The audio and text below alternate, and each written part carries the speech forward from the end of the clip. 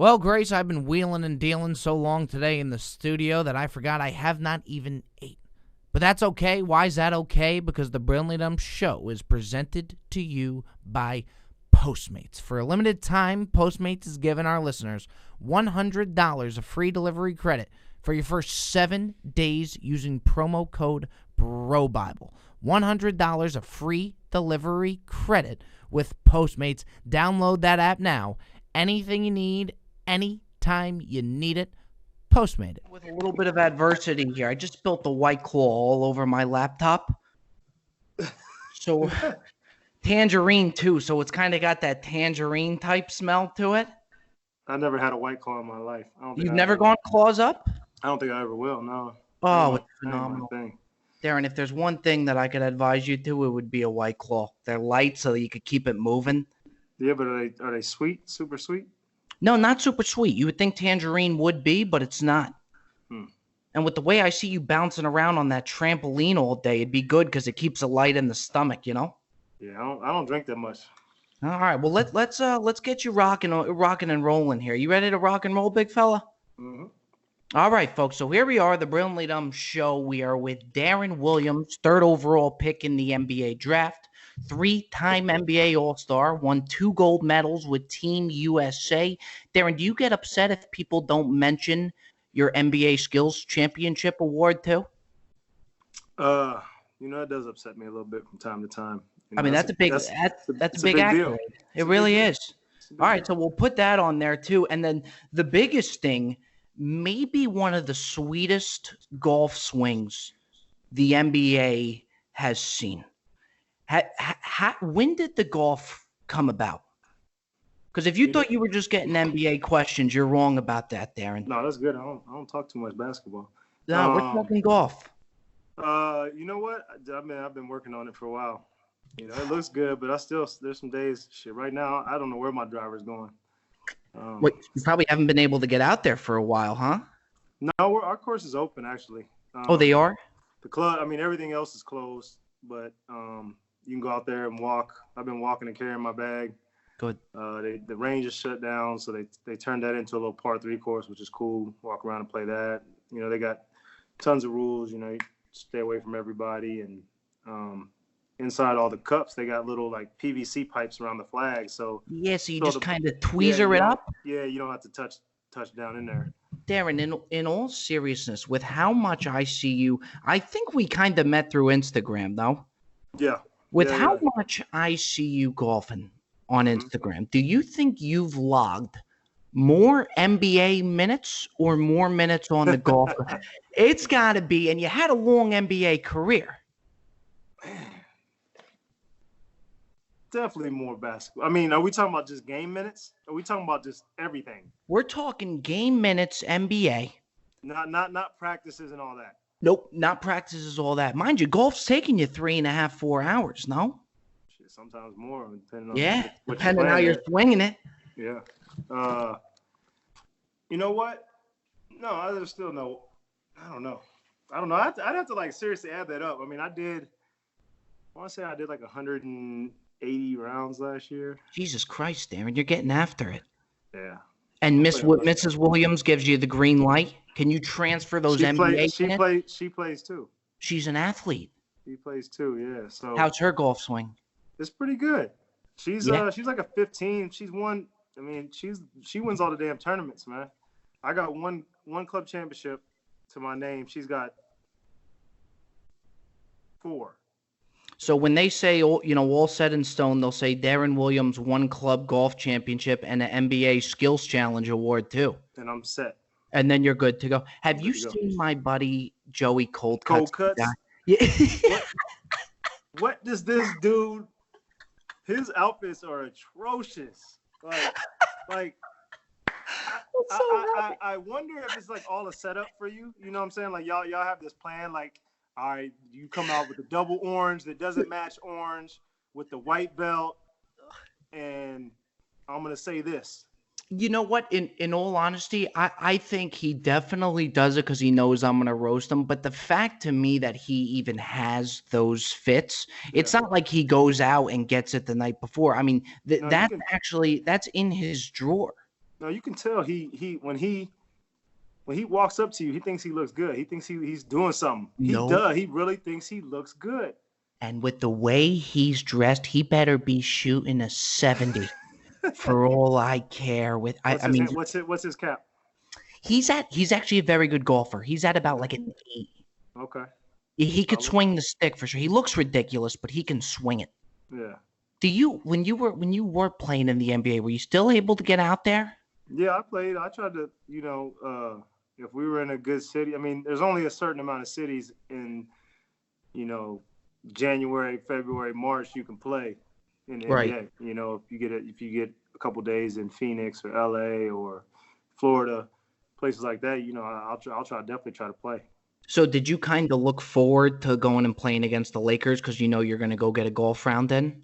Definitely. If you can look at a schedule and you can kind of tell, you're planning it out, Dave. Or if you had a back-to-back, whether you're going to have that next day off or there's a possibility you're going to have like a light practice in the morning. And so there's days if I knew we had a back-to-back, I definitely was going to play that next day in LA. So you're not thinking to yourself, oh, okay, we're going to go against Dallas. I got to worry about Dirk. You're wondering whether or not you're going to be able to go swing the sticks for a little bit in the back of your mind, no? Yeah, I'm worried about Dirk too. Yeah.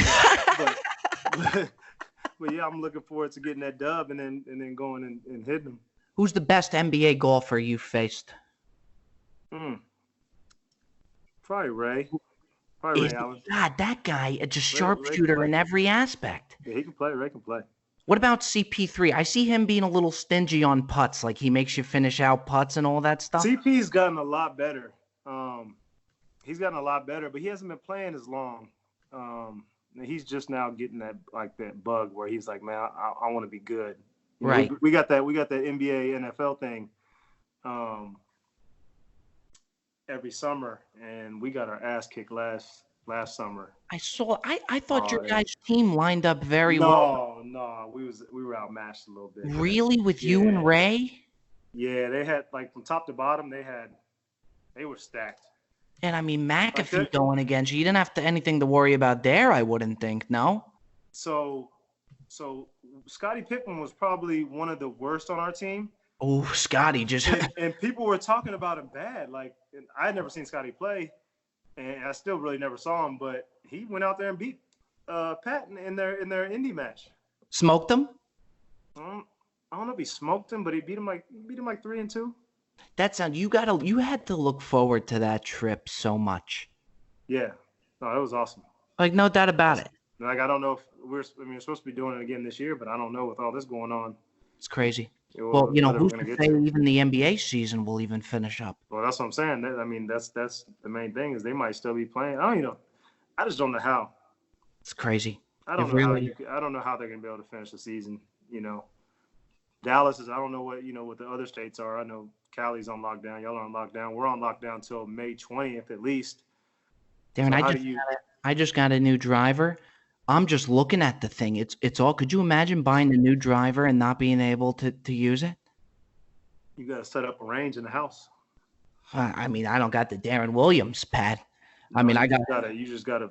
I seen some dude the other day. He put up like a whole bunch of sheets and he had a little.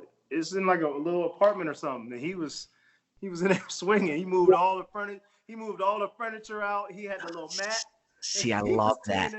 I love that. You got the simulator down there, no? I got a simulator, and then I got a little putting green outside. So. Are you just hacking away at that thing all the time? Yeah. I play on that. I swing in there a lot. Darren, let me ask you something. On another note, you're a humble guy, okay? You got the Illinois shirt on, okay? Mm-hmm. You're the top dog at Illinois. Were you just the fucking man walking around the campus? When you think glory days, are you thinking NBA or are you thinking the Fighting Illini days? College is tough to beat, man. When you're, at a basketball school like we were at the time, and we had the type of season, especially that last year, we had the type of season. We were number one the whole year, and we were a pretty big deal. When you were going into that season, though, so you get ready. Now, you guys went to the finals in that March Madness. The year you got drafted, you go to the finals against UNC, right? Yep. You know you're a top 5 pick. You know it. When you start the tournament, is it safe to say that that's in the back of your head? Or are you so geared into the tournament where you're not even thinking about that at time? I think it's hard, especially for me. It was hard to not think about it a little bit because it kind of happened so fast. Like I really wasn't on, like even after my sophomore year, I really wasn't on. Like I don't think I was in any first round mock drafts. I think I might have been in some second rounders. So it was the junior year that came about? The last year, yeah. That I left after my junior year when we went to the finals. And so, as we were going through the whole season and, we were winning and, you just see your name jumping up and then your first round and then you're like top 20. And then after the Arizona game, I was like top 10 or whatever. And so, I'd be lying to say I wasn't thinking about it, right. But I was also locked in on trying to win. That was the most important thing. I knew all that was going to take care of itself. And at the same time, too, when it's all said and done, I mean, your life is going to change. Yeah. I knew before the season was over I wasn't coming back. I feel like it was hard. My mom was actually unemployed. She didn't have a job. I had a baby. That was I guess she turned 2 during my. No, she was born in 2003. Yeah, she turned 2 during that February. So, I had a lot of stuff going on that I needed to take care of. So it was kind of a no-brainer for me. After you sign, are you just waiting for that direct deposit to hit? I mean, that's got to be a beautiful thing. Yeah, for sure. You go from literally having nothing to everything. Seeing a lot of zeros in your bank account. It's well, it makes definitely me life-changing. Even like when you were getting ready to go with the Nets, and the Nets offer you $99 million, are you pissed off if they offer you 97 instead of 99? Do you say, "Oh man, those cheap bastards"? I didn't have that happen, so I didn't have to worry about it. It all just came, huh?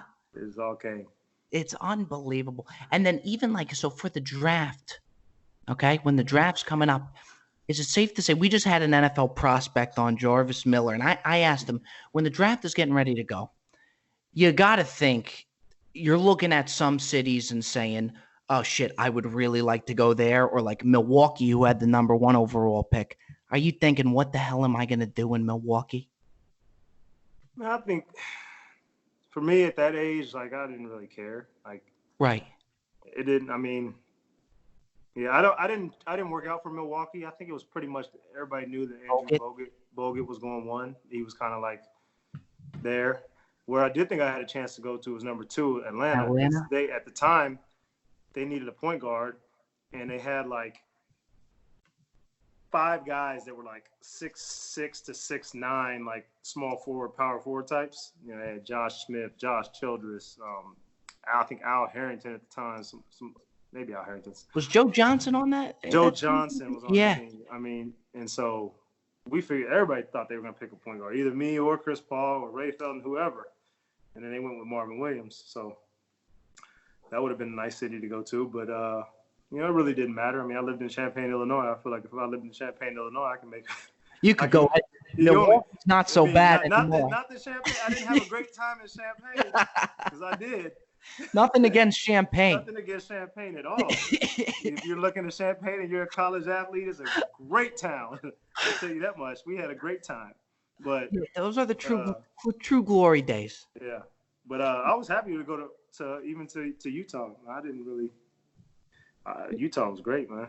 Who did you it seemed to all work out. Who's a guy where you just dreaded going against, where you knew you were going to have to face him and said, shit, here we go. Maybe from a defensive side of the ball or just overall, where it's fuck, here we go again. You know who gave me the most problems early on in my career was Sam Cassell. Get out. Sammy Cassell, the Milwaukee guy. God, Sam Cassell, man. He had his back to the basket game was so good.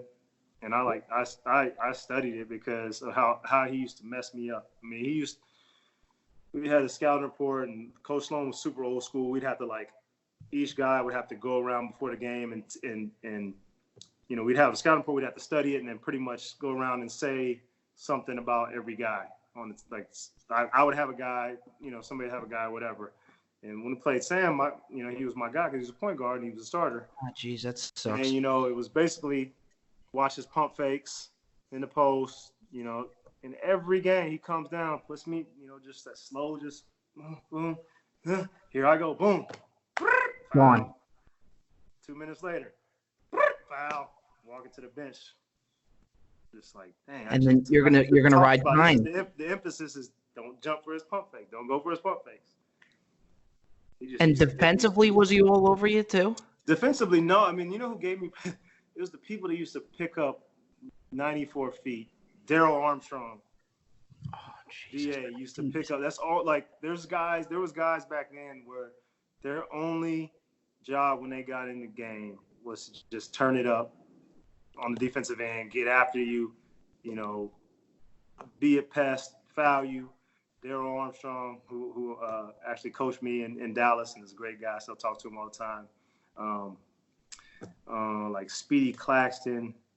Oh, geez, see, you're throwing some good names over here. Not ones that people would expect, too. These are, Ronnie Price, who I played with and played against. He used to, and after I played with him, it even got worse because, we were friends and he just used to get after me. Earl Watson, guys like that used to just pick up and they just tried to annoy you and get under your skin as much as possible. You know who's a perfect example that I could only just imagine just would be so awful to go up against? Who's that? Is Patrick Beverly. You don't know. Oh, Pat Bev is one of them. Oh, so did you faced him? What's a funny story about Pat Lay it Bev? on Not me. a lot of people know this. So you remember when I went to Istanbul? Yes, during the lockdown. Yeah, during the lockout, and I played on Besiktas. And literally, I had just got over there. I had a whole bunch of troubles in LA. We get to the airport and come to find out two of our passports were expiring within a year or whatever the minimum. There's a minimum to where you can go over there. We didn't know this at the time. I'm 24 years, 25 years old. I don't know. So we got stuck in LA for a couple of days and then finally booked our flights and had to fly separately over there. I'm taking my whole family, wife, 4 kids over there. So they're all gone. Yeah, all going. We go over there. I'm tired. We had all this ordeal. Finally get over there, trying to adjust. My team is in Italy, so I'm flying to meet there. So I literally come in the next day, do my physical, sign all that stuff. Well, I'd already signed, but do my physical and all this other stuff, and then fly out to Italy. Boom, I'm right off to Italy. Get to Italy, meet the team, come in. I was debating on whether I was sluggish. Am I going to play or not? I'll play, whatever. I played a couple minutes the game just to get kind of used to it. Yeah. Next game, we play this team from Russia in Italy. All these teams over there playing in little preseason. Playing this team, another team from Russia. And I get in the game, and this dude is just D'ing me up, just picking me up, full court. It's fucking Beverly. I'm like, bro, this is preseason. I'm just trying to get in shape right now. You know what? I'm taking it easy. It's fucking Beverly. Patrick Beverly. Oh, that is fantastic. And he's this, he is locked in. This is his moment, right? And that just shows you, it's not people try to act like he's kind of, putting up this front. Or this is not him. This him. It's like KG. KG, people think he's not like that. He's like that. That is his personality. That's him. I don't bet against that bastard and I think Pat gets it a little bit from KG because they're both from Chicago, and so you see that side of him. But he was D'ing me up. And it made me respect him though, because especially to see where he came from, battling back into the NBA. From being overseas and now having a really, really productive NBA career. You know what's great with him too? You could watch the game, don't look at the scoreboard, and you would never know if the Clippers are down 50 or up 50 the way he's playing today. For sure. He's a pest. Yeah, for sure. Yeah, he's one of those ones that tries to just anything he can do to just piss you off. Oh, You that know, after the whistle blows, he'll come over and bump you or hit the ball out of your hand. Just the stuff, just to, you know, just to mess with you, just to fuck with you. if let's say you have to go play a game in Rucker Park, okay? Mm-hmm. Full-blown street ball, no fouls, nothing. Mm-hmm. And you want to just bring a dog with you, somebody who's just a rough rider. Who are you bringing, Beverly, or would you bring a Sam Cassell? No, I'd bring one of my favorite teammates was Earl Watson. Earl Watson, yeah. I'd probably bring Earl there. Really? Yeah, he would love that. He would thrive in that type of environment. Tough son of a gun. Yeah, for sure. What is the you've played a year with LeBron. What's the LeBron effect like from teams that you've been on and then instantly traveling with the Beatles? Is it that big of an effect? Yeah, I mean, yeah, it is. I mean, the atmosphere when he's in an arena is different. Like, you know, say I'm playing on the Jazz, and we had a pretty good team, right? Yeah. You know, we had a solid team, but when we were like Memphis or some of these teams that weren't very good at the time. This is before, you know, Mike Conley and Gasol and all these guys got there. When we would go there wasn't a big buzz in the arena.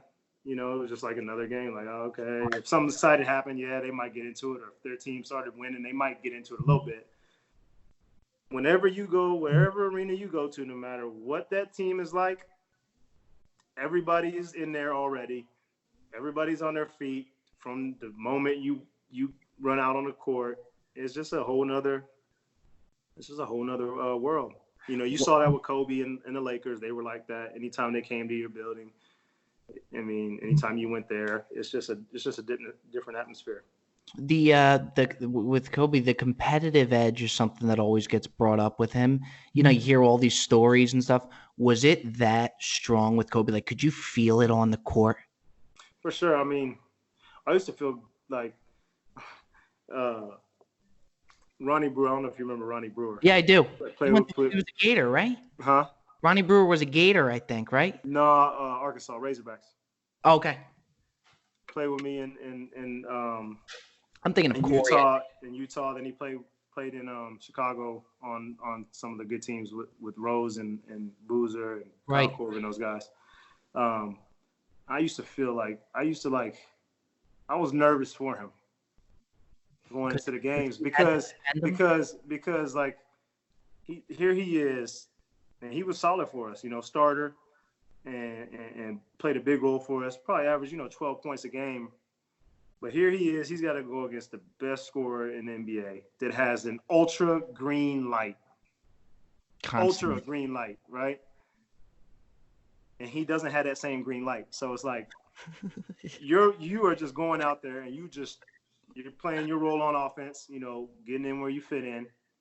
And then you gotta guard this animal, the Mamba, for 40 minutes in the playoff when you know he's locked and loaded and ain't playing around. And it's just one of those things where it's deflating because some of the shots he hits on you when he pump fakes 6 times and you got three teammates coming over to help you and he still cashes it over you. And it's like, you look at the coach like, what do you want me to do? It's kind of like a lose-lose because he's not gonna Brewer's not gonna drop 25. You know Kobe's every now and then, but not Kobe's dropping nothing short of 20. We know that. What about even the Olympics? Okay, Mm-hmm. when you put on 2 Olympic teams, no? Yep. Were you guys going at it in practice, or 100%. was it a little pullback? Going at it. 100%. You get 15 of the best players in the world on the same court. There's no way, especially with the competitors we had. Like everybody on our team was competitive. You know, first team we had, Kobe, Bron, Jason Kidd, Melo, D-Wade. It's just like CP. It was just every practice was competitive. After practice, it was competitive. Getting shots up, we're competing. That's just how it was. And we all grew up, seeing the documentaries about the Dream Team and seeing, watching them play and seeing what, I know that when Mike pretty much took over, and when they, that little clip they always show about, practice when him and Magic were going at it. Best game ever played. Yeah, I mean that's one thing that it's always stuck in my mind. So, it was hard not to compete when you're in the gym with these guys. So dinner time, Rob. What are you thinking? Al, I actually think I'm gonna go with my 4th dish of chicken parm this week. You're a chicken parmaholic, bro. Can't stop. Yeah. And I can get it anytime I want, anytime I need it. You can. You know how? No, tell me. Using the Postmates app. Oh, I love it. From an early morning breakfast burrito to a bottle of wine after work, maybe that bottle of wine turns into 3 bottles of wine, Alex. You could Postmate some Advil, too. They do it all over at Postmates. For a limited time only, Postmates is giving our listeners $100 of free delivery credit for your first 7 days. To start your free deliveries, download the app and use code BROBIBLE. That's code BROBIBLE for $100 of free delivery credit with no minimum purchase for your first 7 days when you download the Postmates app. Alex, that's a lot of fucking bottles of wine right And there. chicken parm. And chicken parms. A little bit of both. Anything you need, anytime you need it, Postmate it. I dig it. These guys. You know what I think about, Darren, and you're going to think this may sound a little ridiculous. It may. You guys are in the Olympics, okay? Where were you? Where were you? Where was the Olympics at that time? First one was Beijing. Second one was London. Okay, so you're in London, all right? Practice is all over. All that stuff is done. Mm-hmm. Is there somebody making plans, dinner plans? Does Kevin Durant get upset at you and Kyrie if you and Kyrie go out to dinner and you don't invite Durant and LeBron? Or is everybody all together? No, during the actual Olympics, we're pretty much together most of the time. And we were always playing, like we always had like a room in the hotel, like a lounge type thing where we could go and get food and hang out. They had tables in there set up and stuff. We'd watch film or whatever. And then when we weren't using it for that stuff, we were playing. We were gambling a lot, playing a lot of cards. I bet. So that took a lot of our time. We went out. I think we went out a little bit, but not like that. We were about business. Biggest contract picking up the checks, or do you have to LeBron? Does LeBron say, "Hey, Darren, Venmo me"? No, we split it. Yeah. Everybody. 6 cards are going down the table. Well, it depends on the team too. And we do the card, the credit card roulette from time to time. Oh, that's a beautiful thing. That's good. Unless you're one of those guys that just has a magnet, or you seem to get picked every time. See, we've done that with Joey Coldcuts, and he always gets it because I got this thin little debit card. Yeah. And I think that's the one you put up. He puts out this big So Amex. do y'all do first person or last person? So what we'll do is we'll tell the server. We make it very clear we're playing a game of credit card roulette. Yeah. We'd like you to go ahead and pick one. And then what we do is we let him go over to the POS system, clock, swipe it, all that good stuff, and then tell us which one he did. See, we always put it in a hat. See, I like that style better, actually. And then draw it right there in front of everybody, and the last one left. So as you pull it out and it's yours, you're like, here, and they give it back to you. Oh, so see, you're just anticipating, like, oh, come on, oh, thank God, thank God. Oh, see, I love it. Keeps the hype going. It keeps the adrenaline pumping rather than just one. Especially if you get a little expensive bottle of wine or something. Which I'm sure you guys were rolling out from time to time. Yeah. J.R. Smith got me a couple, like this summer. We were in San Francisco and we went out to dinner, and he comes in. He wanted to order a bottle of Harlan, which is a nice little price tag. It wasn't my idea. It wasn't nobody else's idea at the table. So I was thinking, all right, Swish is gonna take care of it. Okay, Swish.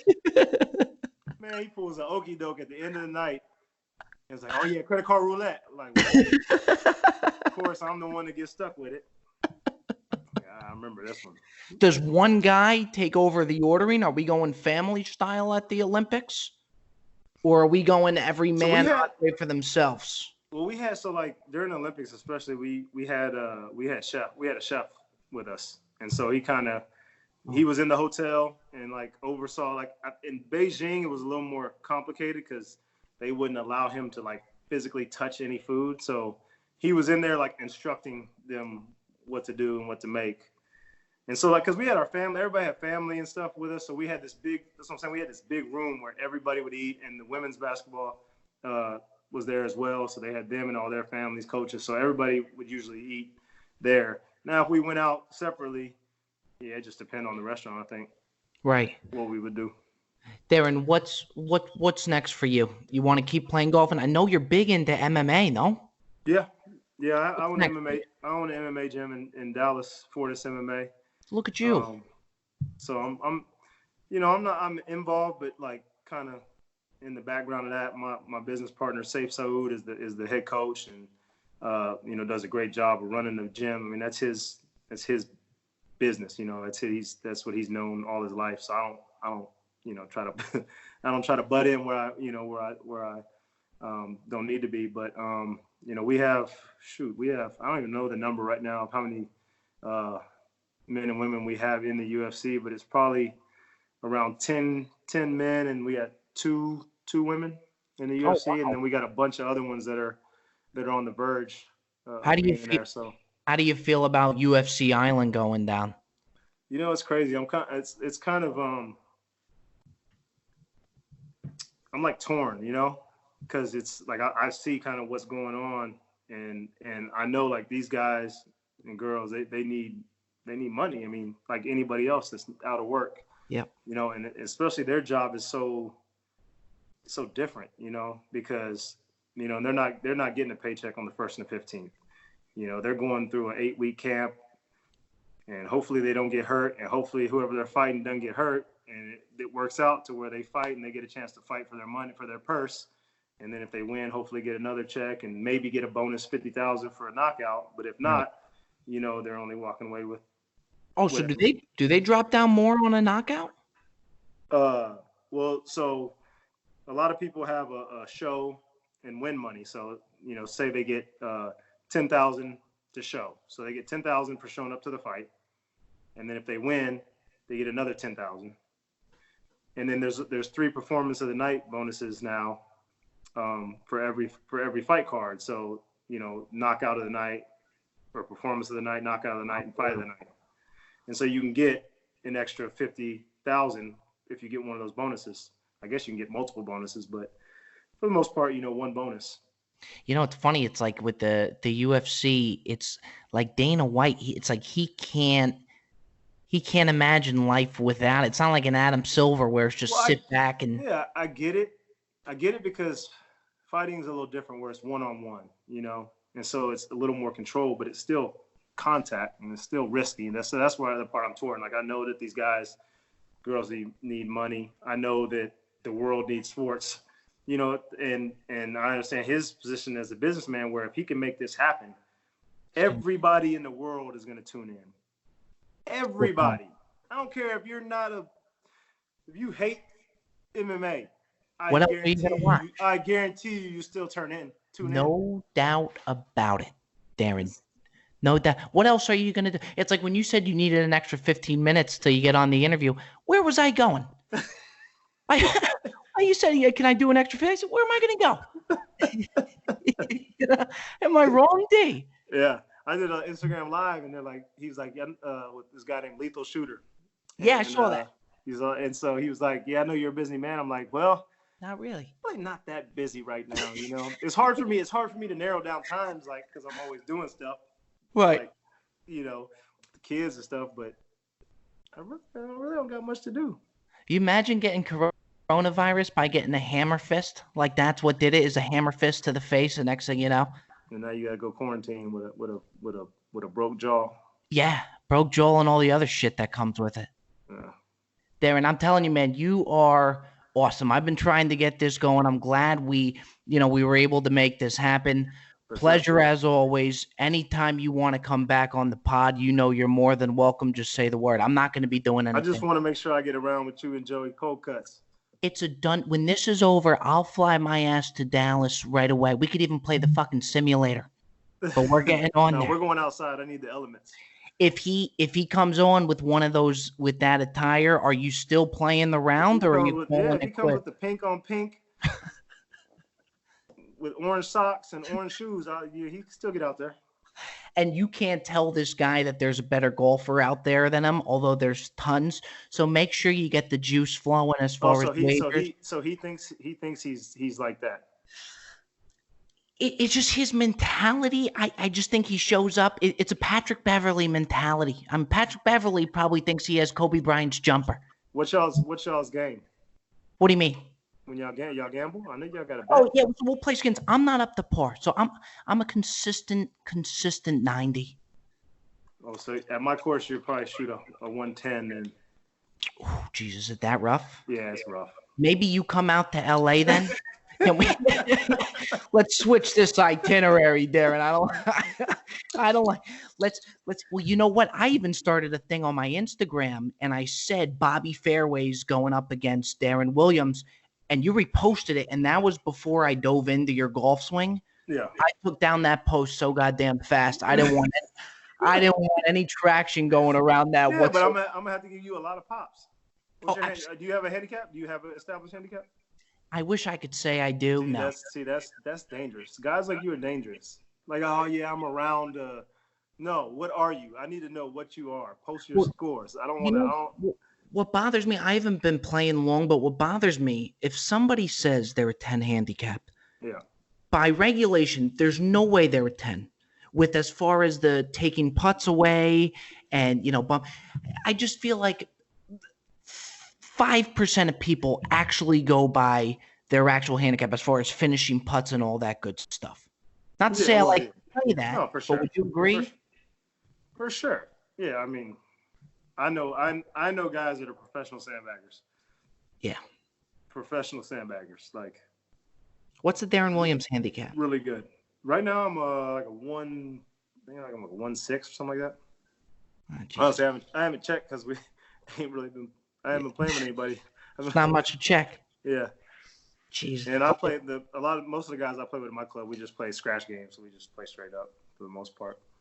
I can't imagine the money that's going around there. I mean, it's got to be a little nerve-wracking. Am I wrong? I don't. I have some guys that I gamble with, but I don't play for like anything that's like gonna, scare you. What do you get more nervous for? A free throw in the NBA Finals, Game 7, or a 10-foot putt for $5,000 for $1,000?